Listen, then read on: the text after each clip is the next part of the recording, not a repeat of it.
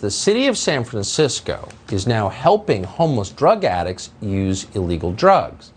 As a result of this, you walk through downtown San Francisco, you see addicts shooting up on the street. You won't see this if you only watch CNN, read The Atlantic, because it's mostly uncovered by the media. So Michael Schellenberg, who just wrote a book about the collapse of our cities, decided to speak directly to people living on the street, the homeless in San Francisco, and ask, how did you get here? And what's it like to be you? How do you live? One man he spoke to admitted he came to California from the American South because San Francisco pays him to use drugs. Watch this.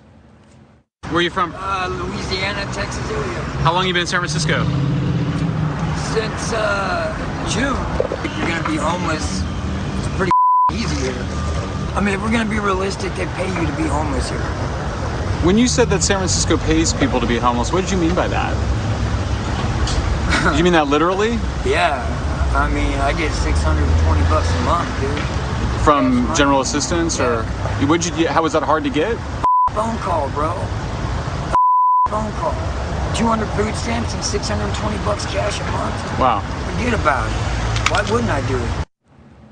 That man went on to explain that he, on camera, you should look it up, that he sold fentanyl to two 15-year-old boys and showed them how to use it. So a lot of people, not just society's outcasts, but normal people, are watching their children sucked in to that and dying as a result of it. Jackie Berlin's son is one of those who's been sucked into the pro-drug experiment of San Francisco. Jackie Berlin is the co-founder of Mothers Against Drug Deaths and Stop Fentanyl Deaths, and we're happy to have her join us tonight. Jackie, thanks so much for coming on. When you hear people say, our policymakers say this every day, that it's compassionate not to judge drug users, but to support them as they use fentanyl and meth, how do you respond? I tell them that's ridiculous. If they try to, the way they've been supporting my son is keeping him chained to his addiction. Yes. Mayor Breed's policies and the policies in San Francisco give him everything that he needs to stay addicted. They give him the plastic needles, they give him the foil, they give him candles, they give him the whole rig, they give him money. They don't prosecute drug dealers. They allow them, the users, to use on the street without any accountability. When Mayor Breed said that she was going to declare a state of emergency because of what was going on in the city with the drug epidemic, she said she was going to open this linkage center, and I was very, very hopeful that this was going to be something that might help my son, that it would have give him an opportunity to get off the streets and go into the linkage center and maybe talk to somebody about getting help, medical treatment, getting into rehab.